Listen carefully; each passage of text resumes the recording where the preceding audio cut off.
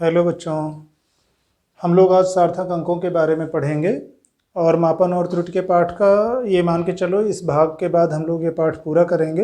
विमेय विश्लेषण हम लोग अलग पाठ में पढ़ेंगे। इसके पहले जैसे हम लोगों ने परिशुद्धता पढ़ी है और यथार्थता पढ़ी है, तो अभी परिशुद्धता की बल्कि यहाँ ज़्यादा आवश्यकता पड़ेगी। सार्थक अंक का मतलब अगर आप शाब्दिक अर्थ देखो तो कई बार जैसे हम लोग हिंदी में भी शब्दों के वर्गीकरण करते हैं तो सार्थक अंक और निरर्थक अंक के रूप में, सार्थक शब्द और निरर्थक शब्द के रूप में। जैसे लोटा वोटा, पानी वानी, तो पानी वानी कहोगे तो पानी तो सार्थक शब्द है, वानी उसी के साथ तारतम्य में हम लोग बोल देते हैं, पर वो सार्थक शब्द नहीं है। सार्थक शब्द का मतलब जिसका कुछ अर्थ है, जिसका कुछ मतलब है। फिजिक्स में सार्थक का मतलब ये है कि हम जब किसी भौतिक राशि का मापन कर रहे हैं तो उस राशि की माप में कौन से अंक हैं जो हमारे लिए महत्वपूर्ण हैं, जिनकी उपयोगिता थी या जिनको लिखना ज़रूरी था, और अगर उसमें हम कुछ अतिरिक्त जोड़ देते या उनमें से कुछ को छोड़ देते तो हमारा मापन या हमारा राशि के मान को व्यक्त करने का तरीका सही ना होता। तो सार्थक अंकों की संख्या का मतलब किसी राशि में, किसी राशि के मापे गए मान में सार्थकों की अंकों की संख्या एक निश्चित संख्या होती है, और जो भी यंत्र का अल्पतमांक है, जो भी हम उसकी में परिशुद्धता के साथ माप कर सकते थे, जो मान हमने लिखा है उस मान में अंतिम एक अंक अनिश्चित होता है, उसके अलावा शेष निश्चित अंक होते हैं। तो किसी मापन में सभी निश्चित अंक या विश्वसनीय अंक और एक उसमें आप अनिश्चितता वाला जिसमें अविश्वसनीयता है कि ये अंक यही होगा कि कुछ और, वो जोड़ने से आपको कुल जितनी संख्या प्राप्त होती है उसे हम उस राशि में सार्थक अंकों की संख्या कहेंगे। जैसे एक उदाहरण देखते हैं, अभी ये परिभाषा का आधा भाग है। तो सार्थक अंक का मतलब किसी राशि के मापन में प्रयुक्त सभी विश्वसनीय या निश्चित अंक, जिनके बारे में हमको पूरा भरोसा है, विश्वास है कि निश्चित रूप से वो अंक वही रहेंगे, उनमें बदलाव नहीं होना है, वह एक अनिश्चित अंक मिलने से प्राप्त कुल अंकों की संख्या सार्थक अंक कहलाती है। तो अभी इतने पर देखते हैं कि जब हम किसी राशि का मापन कर रहे हैं उसमें कुछ अंक ऐसे होंगे जिनके बारे में एकदम हम 100% श्योर होंगे कि हाँ ये अंक नहीं बदलने हैं मापन में, और एक जो सबसे अंत का अंक होगा, सबसे दाहिनी तरफ का होगा, वो अनिश्चित होता है। जैसे मान लो हम मीटर स्केल पटरी से मापन कर रहे हैं, एक ऐसी पटरी से जिसका अल्पतमांक 1 मिलीमीटर है। तो इसका मतलब 1 मिलीमीटर का मतलब आप समझ रहे हैं, जिसमें सेंटीमीटर के निशान 10 भागों में बटे होते हैं। जैसे मान लो हमने कोई माप माना, कोई किसी रेखा की लंबाई माप रहे हैं, मान लो हमारा ये निशान था, ये था 2.6 सेंटीमीटर और ये वाली रेखा थी 2.7 सेंटीमीटर। जिस रेखाखंड की हमको लंबाई नापना है यहाँ से यहाँ तक की, वह ना तो 2.6 सेंटीमीटर है ना 2.7 सेंटीमीटर है, उसके बीच में कहीं है। अब फिर हम क्या करते हैं, इसके बाद फिर इसी तरह यहाँ कहीं 2.5 रहा होगा, इधर 2.4 रहा होगा, और आगे बढ़ेंगे तो यहाँ 2.8 रहा होगा, इस तरह से। और मान लो जो रेखा हमको नापनी है वो यहाँ से लेके और यहाँ तक की है, इस रेखाखंड की लंबाई 2.6 और 2.7 सेंटीमीटर के बीच में है, लेकिन अगर ये आधे से आगे चली आएगी तो हम इसको इस वाले में 2.7 में जोड़ लेंगे। मतलब अगर आधे से आगे है तो इसको हम 2.7 सेंटीमीटर मान लेंगे। अच्छा, यही रेखा मान लो यहाँ थोड़ा सा पीछे यहाँ तक रही होती, अगर यहाँ तक रही होती तो इसको हम 2.6 सेंटीमीटर कहते हैं।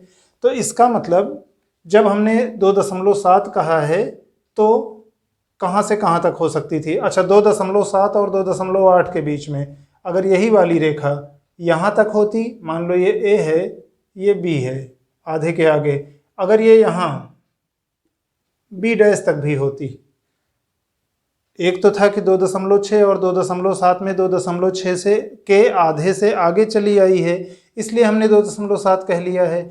लेकिन अगर यही 2.7 को पार करके आगे भी चली गई होती 2.7 और 2.8 के बीच में, लेकिन 2.8 और 7 के बीच का जो अंतराल है उसके आधे से पहले ही रुक जाती, यानी मान लो इसका मध्य बिंदु अगर यहाँ आता तो उसके पहले ही रुक गई, तब भी हम 2.7 लिखते हैं। यानी 2.7 सेंटीमीटर लिखने पर हमारे पास अनिश्चितता है कि इसका मान 2.65 सेंटीमीटर से लेके 2.74 सेंटीमीटर के बीच में कुछ भी हो सकता था। तो इसका मतलब हमारा ये वाला अंक अभी अनिश्चित है। 2 दशमलव कुछ है, 2 के बारे में तो हम निश्चित हैं कि 2 से अधिक है, पर 2.7 का मतलब 7 ही है, डाउट है। क्यों? 0.65 से 0.74 तक के जो भी मान होते हैं हम उनको उसमें लिखते। तो उस स्थिति में हमारी सार्थक अंकों की संख्या क्या होगी? हमारा ये निश्चित अंक 2 और 7, किसी भी मापन का जो अंतिम दाहिनी तरफ का अंक है वो अनिश्चित होगा। ये अनिश्चित अंक टोटल दोनों को मिला के एक निश्चित अंक एक अनिश्चित अंक, सार्थक अंकों की संख्या 2। और एक भाग हमने ये लिखा है कि सार्थक अंक किसी माप की परिशुद्धता को व्यक्त करते हैं। मान लो अब इसी उदाहरण में मान लो इस रेखा की वास्तविक लंबाई 2.652 सेंटीमीटर थी। मान लो किसी रेखाखंड की लंबाई इतनी है, हम इसको मीटर स्केल से नाप करके वर्नियर कैलिपर्स से नाप रहे हैं, जिसका अल्पतमांक 0.01 सेंटीमीटर होता है। ठीक, अब 2.652 में हम क्या लिख सकते थे? अगर यहाँ हमको दशमलव के 2 अंक तक में माप लिखना है, मान लो हमने लिखा 2.65 सेंटीमीटर। अब 2.65 सेंटीमीटर में 2 और 6 ये दो तो निश्चित वाले अंक हैं। 5 के बारे में हमको संदेह है। क्यों?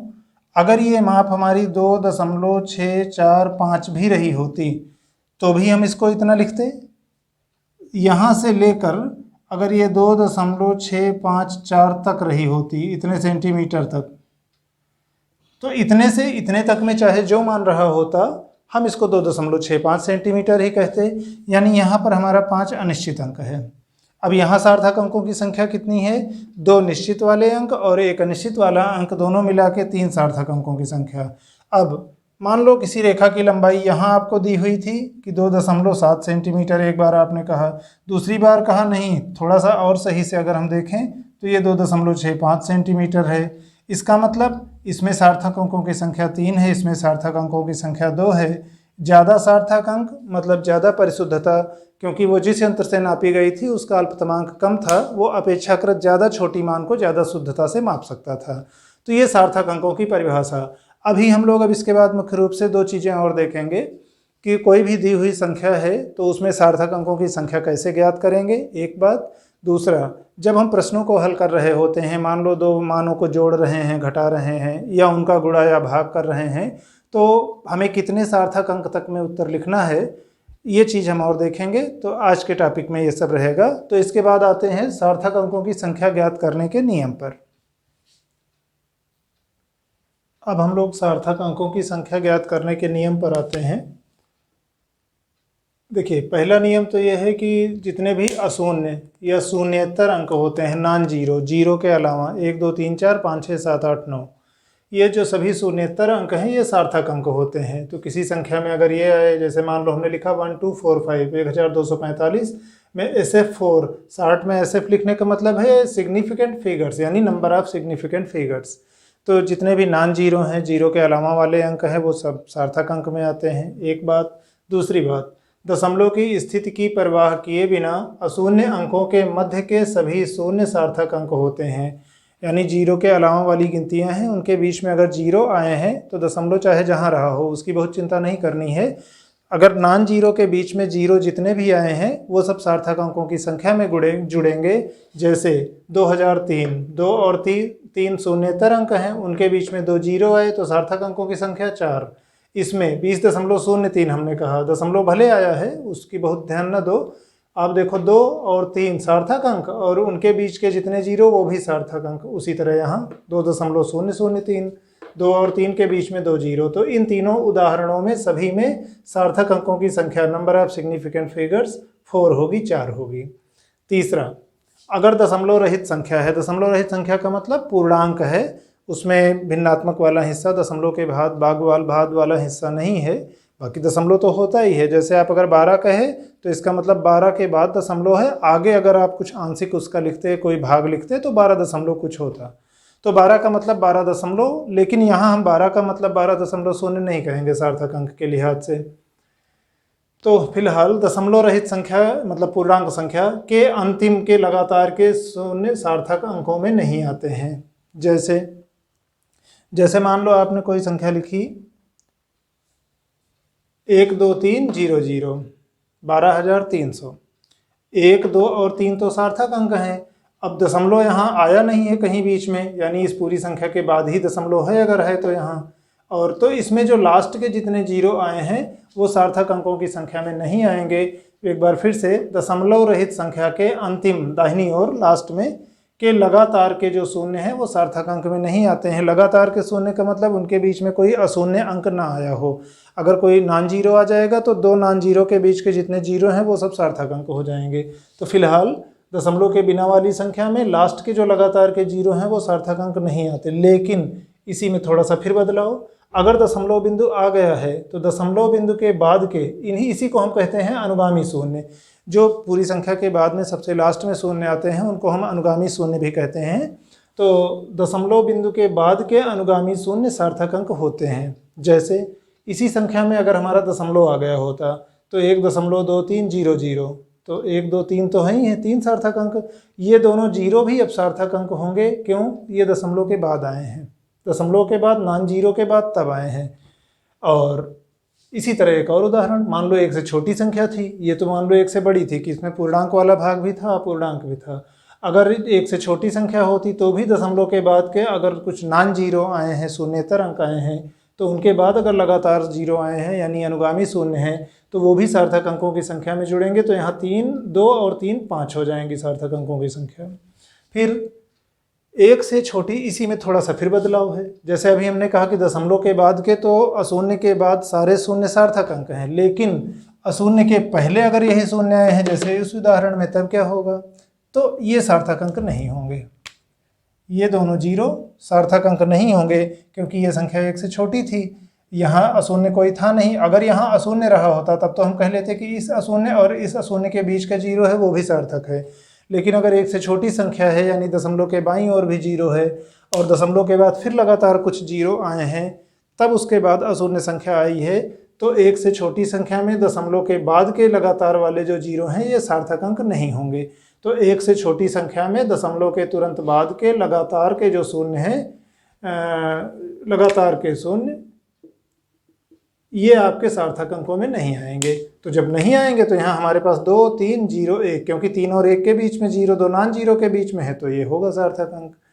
फिर मात्रक अगर आप परिवर्तित करते हो तो मात्रक परिवर्तन से सार्थक अंकों की संख्या अप्रभावित रहती है, उस पर कोई प्रभाव नहीं पड़ता। जैसे एक उदाहरण देखते, मान लो कोई माप थी 1.403 सेंटीमीटर।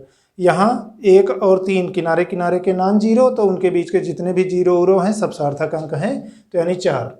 अच्छा, इस उदाहरण में आप आइए, इस सेंटीमीटर को जब हम मीटर में बदलते तो दशमलव 2 अंक पीछे खिसकता है, तो 1 खिसकता तो 0.1, 2 खिसका तो 0.01, 0.0 मतलब 0.01403। अब आप गौर करिए, 1 से छोटी संख्या में दशमलव के बाद के जो लगातार के जीरो होते हैं वो सार्थक अंक नहीं होते हैं। पढ़े हैं हम लोग इसके पहले ये वाला, तो इसका मतलब ये सार्थक नहीं होगा, बाकी ये चारों सार्थक अंक होंगे। अच्छा, और छोटा करते, मान लो सेंटीमीटर के बजाय हम मिलीमीटर में लिखते तो ये 14.03 हो जाता। यहाँ भी 1 और 3 नॉन जीरो के बीच के सारे जीरो सार्थक अंक। तो देखिए, सार्थक अंकों की संख्या ज्ञात करने के जो भी ये 7-8 नियम हैं, हमको ध्यान रखना रहेगा इनका, और सवाल लगाते समय सारे नियमों को ध्यान में रखते हुए ये सोचना रहेगा कि किस वाले को हमें सार्थक अंक लेना है, किसको नहीं लेना है। तो इसका और कोई विकल्प नहीं, कोई शॉर्टकट नहीं, सिवाय इसके कि आपको रूल्स याद रखने हैं। और फिर मात्र ये बिना मापन के प्राप्त संख्याओं की सार्थकता अनंत होती है। जैसे हम लोग जानते हैं कि दिन में 24 घंटा होता है। अगर हम ये भी मान लें कि 1 घंटे में 60 मिनट होते हैं और 1 मिनट में 60 सेकंड होते हैं, तो एक दिन में अगर हमको सेकंडों की संख्या निकालनी हो तो 24 × 60 × 60, और अगर आप कहें कि ये 86,400 सेकंड प्राप्त हुआ है, तो अब यहाँ पर एक दुविधा है। अब जरा आप पहले तीसरा नियम देखो कि कोई दशमलव रहित संख्या है तो लगातार के जो लास्ट वाले शून्य होते हैं वो सार्थक नहीं होते। तो वहाँ से आपको लग सकता है कि फिर ये दोनों जीरो सार्थक अंक में नहीं आएंगे, तो यहाँ सार्थक अंकों की संख्या आपकी होगी 3। लेकिन ये गलत है, क्योंकि ये निश्चित मान है कि एक दिन में 24 घंटा होता है, 1 घंटे में 60 मिनट होते हैं, 1 मिनट में 60 सेकंड होते हैं। तो ये जो 86,400 सेकंड आया है एक दिन में, इसमें ये सारे के सारे माप ये निश्चित वाले हैं, तो इसमें सार्थक अंकों की संख्या 5 होगी। ये एक ध्यान रखना है कि बिना मापन के जो प्राप्त संख्याएं होती हैं जिनके मान निश्चित हम मानते हैं, तो उन निश्चित वाले मानों की सार्थकता अनंत होती है। जैसे कोई सूत्र आप लिखे, मान लो किसी वृत्त का डायमीटर व्यास d है, त्रिज्या उसकी r है, तो r बराबर d/2। यहाँ जो 2 आया है ये बिना माप के है, 2 ये निश्चित अंक है, तो इसकी सार्थकता अनंत है। या आप वृत्त की परिधि कहते हो, यस बराबर 2πr। अब यहाँ 2 भी और पाई भी, इन दोनों की सार्थकता अनंत मानी जाएगी। फिर वैज्ञानिक पद्धति में किसी संख्या को अगर आप यम गुणा 10 की घात n के रूप में लिखते हो तो वहाँ पर 10 की घात n में सार्थकता आपको नहीं देखनी है, आपको केवल जो मल्टीप्लायर है, जो गुणक है, उसमें आप सार्थक अंकों की संख्या देख लो। जो मल्टीप्लायर में सार्थक अंकों की संख्या होगी वही उस पूरे मान में सार्थक अंकों की संख्या होगी। तो यम गुणे 10 की घात n के रूप में जब व्यक्त आप कर रहे हो हम आपको, तो सार्थक अंक केवल यम में देखना है। जैसे 20 सेंटीमीटर हमने लिखा तो यहाँ पर सार्थक अंकों की संख्या 2, और 20 गुणे 10 की घात -2 मीटर लिखा तो भी उसमें सार्थक अंकों की संख्या 2 है। तो ऐसे ध्यान रखना है।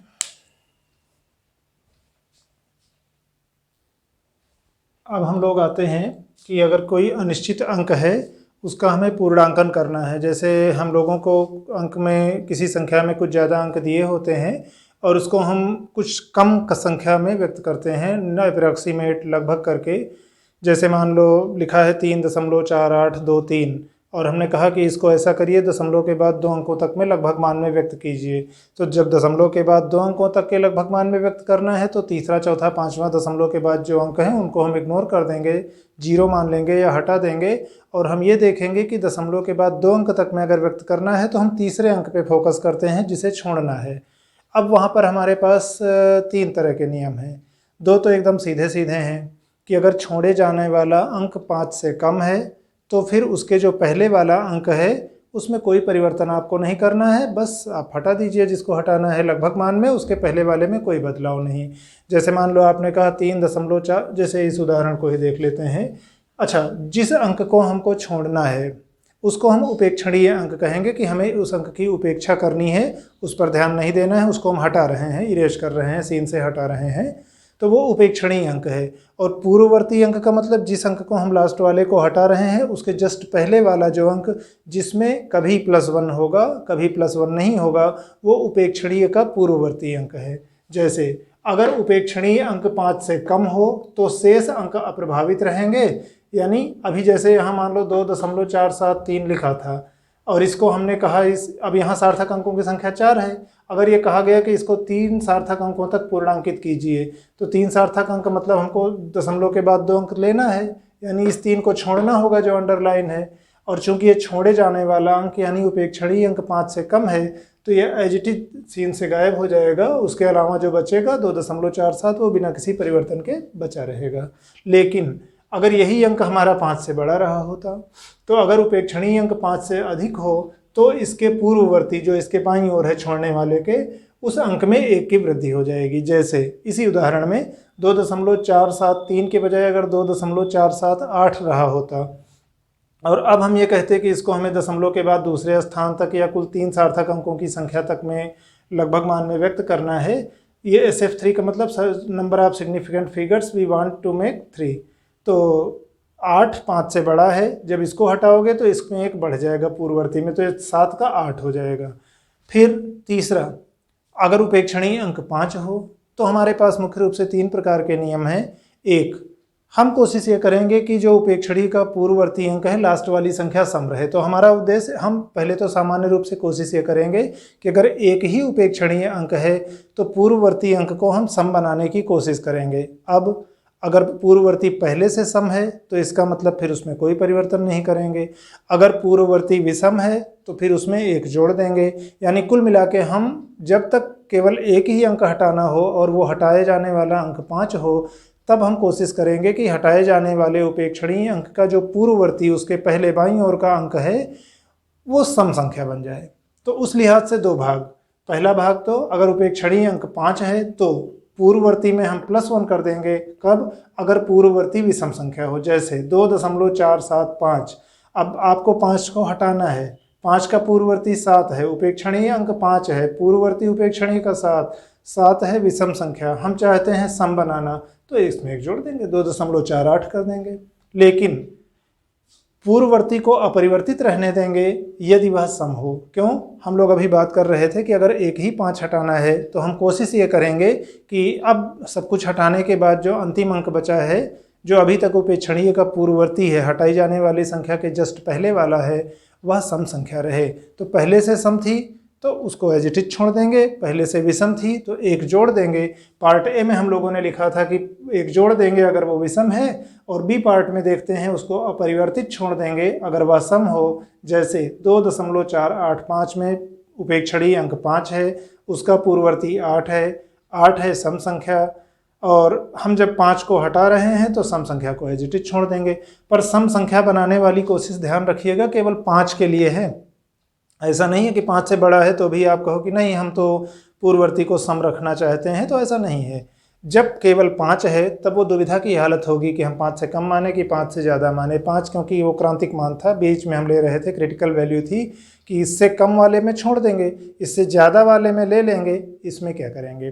तो इसमें जब 5 वाली स्थिति आए तब कोशिश करेंगे कि हम पूर्ववर्ती को सम बनाने की कोशिश करेंगे। लेकिन जब एक ही 5 हटाना हो तब, और एक से ज़्यादा हटाने हो, सी पार्ट, अगर छोड़े गए अंकों में मान लो कई अंक छोड़ने हैं, उपेक्षा करनी है, प्रथम 5 के बाद जो छोड़े जाने वाले अंक है जो उसमें सबसे बाईं ओर वाला है, अगर वो 5 हो और उसके बाद हमारे पास कुछ नॉन जीरो आते हैं, तो उसके बाद जब नॉन जीरो आते हैं तो जो भी अशून्य अंक होगा, जो भी हमारा पूर्ववर्ती अंक होगा, उसको हम लोग एक जोड़ देंगे उसमें, चाहे वह सम हो चाहे विषम हो। तो यदि छोड़े गए अंकों में प्रथम यानी बाईं ओर का पहला अंक 5 के बाद कुछ अशून्य अंक हो, यानी पहला अंक तो 5 हो और उसके बाद कुछ अशून्य अंक हो, नॉन जीरो हो, शून्येतर अंक हो, तो पूर्ववर्ती मतलब जहाँ से हम छोड़ना शुरू किए थे 5 के जस्ट पहले वाला, चाहे वह सम हो चाहे विषम हो, उसमें आपको एक जोड़ना है। जैसे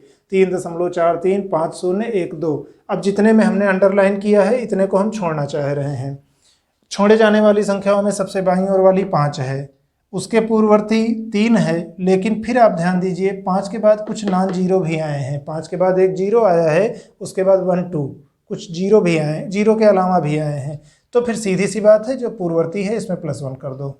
आप इसको कह सकते हो कि अच्छा हाँ ये तो वही पार्ट वाला ये नियम है कि विषम है तो एक वृद्धि कर देंगे। लेकिन अब जरा इस उदाहरण को देखिए, अगर 3.425012 में हमको इतने अंक हटाने हैं, हटाए जाने वाले में पहला अंक 5 है और उसके बाद अभी भी जस्ट यही स्थिति है, उसके बाद कुछ नॉन जीरो हैं, जीरो के बाद फिर 1 और 2 भी है, तो भी हम 2 में 1 जोड़ के 3 कर देंगे, भले ही ये पहले से सम था। क्यों? 5 के बाद कुछ नॉन जीरो आ गए हैं।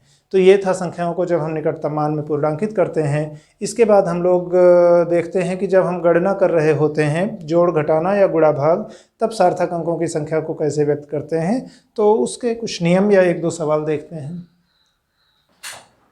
अब हम लोग ये देखते हैं कि किसी गणना के पश्चात हम सार्थक अंकों का निर्धारण कैसे करेंगे। मान लो अभी तक तो था कि किसी एक संख्या में सार्थक अंकों की संख्या ज्ञात करने का। अब 2 स्थितियां देखते हैं। एक बार हम लोग योग और अंतर के लिए देखते हैं, उनके लिए एक नियम रहेगा। दोबारा फिर देखेंगे गुणन और भागफल की संक्रिया के लिए। तो एडिशन या सब्ट्रैक्शन में क्या होगा, देखिए करना क्या क्या है। पहली बात तो हम सजातीय राशियों को ही जोड़ या घटा सकते हैं। ऐसा नहीं है कि आप कहो कि हम 4 मीटर में से 2 किलोग्राम घटाएंगे तो कितना होगा, ऐसा नहीं कर सकते हैं। तो पहली बात तो योग या अंतर समान प्रकार की राशियों का होगा। हाँ, गुणनफल या भागफल हम विपरीत प्रकार की राशियों का कर सकते हैं। जैसे यम बराबर यमे में आप कहो कि ठीक है हम कुछ द्रव्यमान और कुछ त्वरण का गुणा करेंगे तो हमको बल प्राप्त होता है, तो गुणा या भाग आप कर सकते हो। पर जोड़ या घटाना आप समान प्रकार की सजातीय राशियों में करोगे। और हमें ध्यान क्या क्या रखना है, अगर हमें उचित सार्थक अंकों तक में परिणाम को व्यक्त करना है तो पहली बात तो ये है कि हम समान मात्रकों में व्यक्त कर लेंगे। अगर भिन्न भिन्न मात्रकों में है तो पहले तो सभी राशियों के मानों को हम लोग जो भी दिए हैं समान मात्रकों में व्यक्त करेंगे। फिर क्या करेंगे, अगर 10 की घातें कुछ आ रही हैं, गुणांक के साथ 10 की घात के रूप में लिखा हुआ है, तो 10 की घातों को बराबर कर लेंगे। फिर 10 की घात बराबर करने के बाद हम खाली उनके गुणांकों को जोड़ लेंगे। और गुणांकों को जोड़ने में हमको ये ध्यान रखना है कि अच्छा यहाँ सार्थक अंकों की संख्या योग या अंतर में मायने उतना नहीं रखती है। यहाँ मायने ये रखता है कि जितने भी आप मान जोड़ या घटा रहे थे उनमें से सबसे कम दशमलव के बाद सबसे कम किसमें अंकों की संख्या थी। जिसमें दशमलव के बाद अंकों की संख्या न्यूनतम होगी वही संख्या दशमलव के बाद उतने ही अंक आपको परिणाम में रखने हैं। जैसे हम लोग 2 उदाहरण देखते हैं, एक योग के लिए एक अंतर के लिए।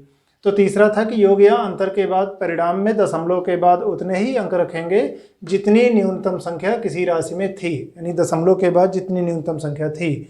जैसे एक उदाहरण है कि 4.236 गुणे 10 की घात 3 किलोग्राम और 2.4 गुणे 10 की घात 2 किलोग्राम को जब आप जोड़ रहे हो तो कितना आएगा उचित सार्थक अंकों तक में। तो हमने यहाँ 10 की घात 3 किलोग्राम था, यहाँ 10 की घात 2 किलोग्राम था। दोनों की पहले तो घातें बराबर कर लेंगे, मात्रक तो समान है एक भाग, फिर घातें बराबर करेंगे। अब इसकी घात बराबर करनी है तो दशमलव का एक अंक, अभी जैसे आप 2.4 को क्या लिख सकते हो, 0.24 गुणे 10 लिख सकते हो या 10 की घात 1 लिख सकते हो, क्योंकि 10 से गुणा करोगे तो एक अंक आगे आएगा।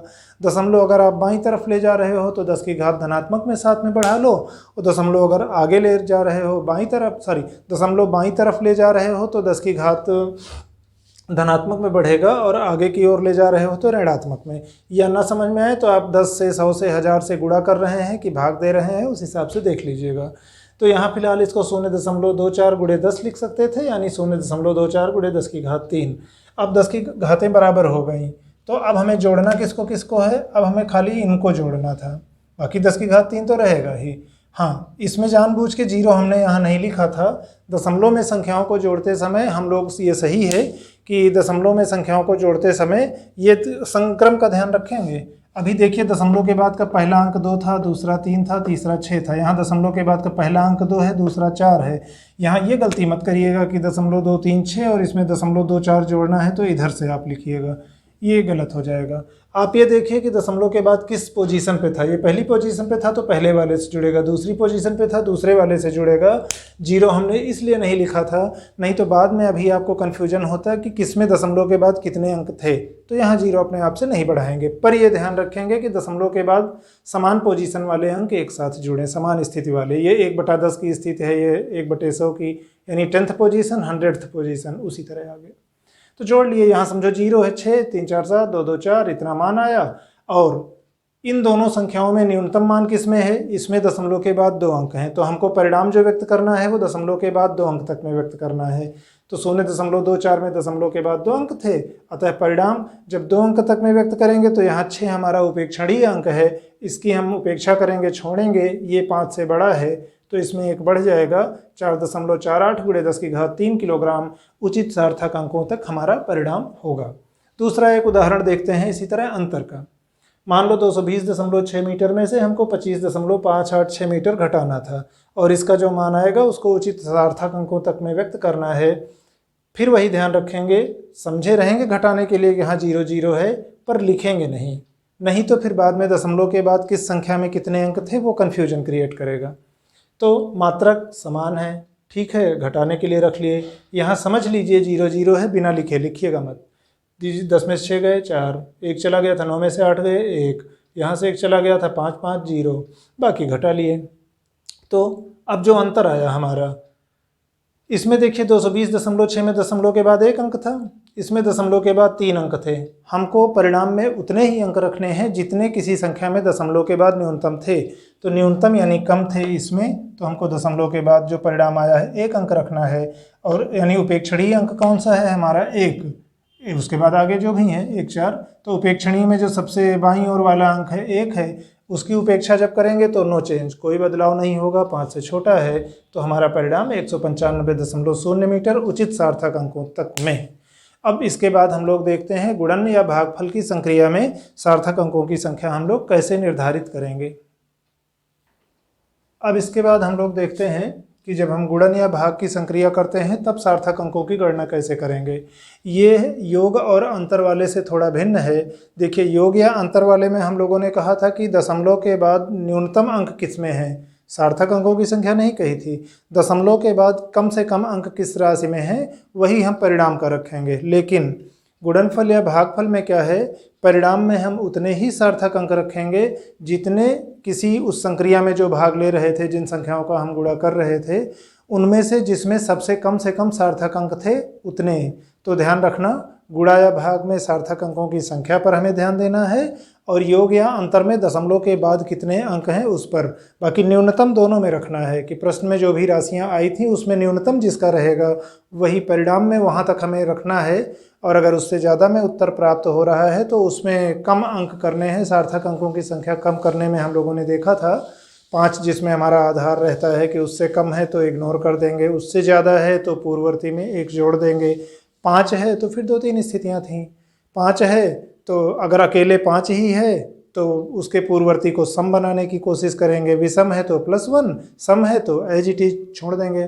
पर अगर 5 के आगे भी कुछ हैं और उन कुछ में से कुछ नॉन जीरो हैं तो फिर पिछले में 1 प्लस जोड़ देना, चाहे वो सम हो चाहे विषम हो। तो वो नियम पहले पढ़े थे। अभी हम लोग क्या देखते हैं कि जब हम गुणन या भाग की संक्रिया करते हैं तो सार्थक अंकों की संख्या का निर्धारण कैसे करेंगे परिणाम में। तो हमें क्या करना है, जो भी हमें गुणनफल प्राप्त होगा या भागफल में सार्थक अंकों की संख्या संक्रिया में प्रयुक्त न्यूनतम सार्थक अंकों की संख्या के समान रखते हैं।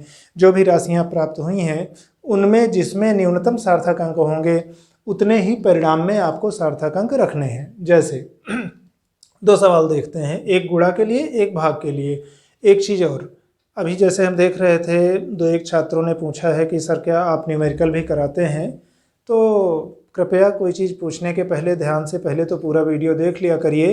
अधिकांश वीडियो में ऐसा है कि हम थ्योरी पढ़ाते हुए बीच में न्यूमेरिकल्स कराते चलते हैं।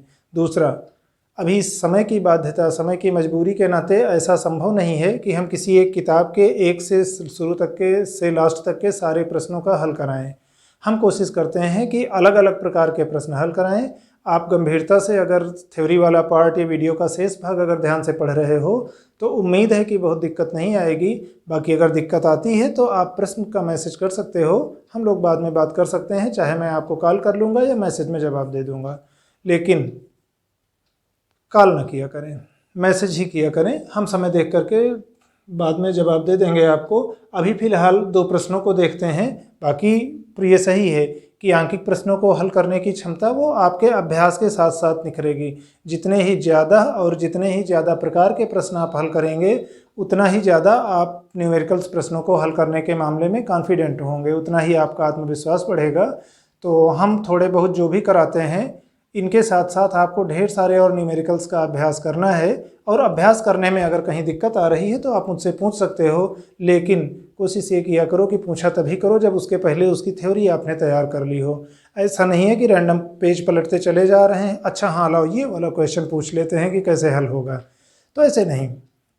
आप दूसरों के साथ भले बेईमानी करिए, अपने साथ मत करिए। पढ़ाई लिखाई पर ध्यान दीजिए, गंभीरता से पढ़िए।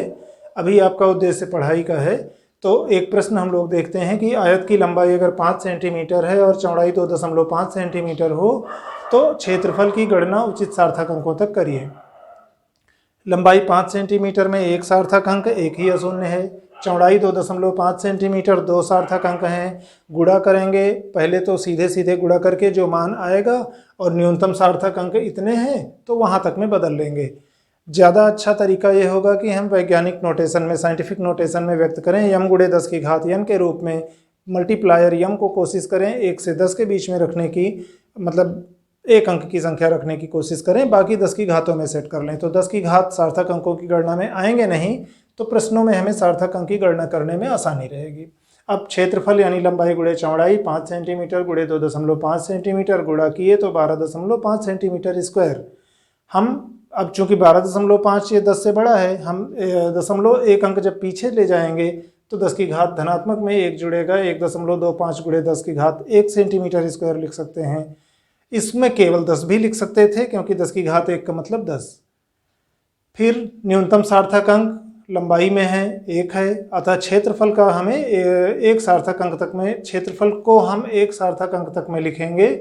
तो 1 सार्थक अंक तक में लिखोगे तो जो 1.25 है, अभी इसमें सार्थक अंकों की संख्या 3 है, तीनों अशून्य अंक हैं, तो इन 2 को हमें हटाना है। ये उपेक्षणीय अंक है। उपेक्षणीय में सबसे बाईं ओर वाला 2 है तो उसके पूर्ववर्ती पर कोई प्रभाव नहीं पड़ेगा, यानी सीधे 1 गुणे 10 की घात 1। ध्यान रखना इसको 1.0 मत लिखना, क्योंकि दशमलव के बाद के जो शून्य हैं वो आते हैं गणना में। तो 1 गुणे 10 की घात 1 सेंटीमीटर स्क्वायर या 1 गुणा 10 सेंटीमीटर स्क्वायर लिख सकते हैं। यहाँ पर फिलहाल अगर हम 10 सेंटीमीटर स्क्वायर भी इसको लिखते तो भी सार्थक अंकों की संख्या 1 होती, क्योंकि 10 पूर्णांक है और उसमें अशून्य अंक के बाद जो भी शून्य आया है वो सार्थक अंकों की गणना में नहीं आएगा। अभी शायद मुझे ध्यान आ रहा है, शुरुआत में जब हम सार्थक अंकों के संख्या के नियम लिख रहे थे तो शायद हम लिखना चाह रहे थे 28 और हमने लिख दिया था 20, तो 28 गुणे 10 की घात कुछ था, तो उसमें सार्थक अंकों की संख्या 2 होती। हमने वहाँ कहा था कि 20 में सार्थक अंकों की संख्या 2 है, उसको आप करेक्ट कर लीजिएगा। सार्थक अंकों की संख्या के जब नियम लिख रहे थे तो वहाँ शायद लास्ट नियम था कि यम गुणे 10 की घात n के रूप में अगर हम लिखते हैं तो जो यम में सार्थक अंकों की संख्या होगी वही हमारे उस राशि में सार्थक अंकों की संख्या होगी। तो वहाँ उदाहरण में हमने शायद 20 लिखा था और ये कहा था कि 20 सेंटीमीटर में सार्थक अंकों की संख्या 2 है, उसको आप 20 को 28 समझ लीजिएगा, क्योंकि 20 अगर केवल आप कहते हो तो 20 में पहला अशून्य अंक है, दूसरा शून्य है, वो दूसरा वाला शून्य नॉन जीरो वो सार्थक अंकों की संख्या में नहीं आएगा। हाँ, 2.0 रहा होता तो आ जाता, तो फिलहाल वो करेक्ट। अब इसी तरह एक देखते हैं भाग वाला उदाहरण। मान लो एक वायुयान है, 11 सेकंड में 1250 मीटर की दूरी तय करे तो उसकी माध्य चाल उचित सार्थक अंकों में क्या होगी। हमने केवल चाल बराबर दूरी बटे समय लिख लिया था, वास्तव में माध्य चाल बराबर कुल दूरी बटे कुल समय, फिर कुल दूरी इतना, कुल समय इतना, ये मीटर में ये सेकंड में, भाग दिए 113.6 मीटर पर सेकंड।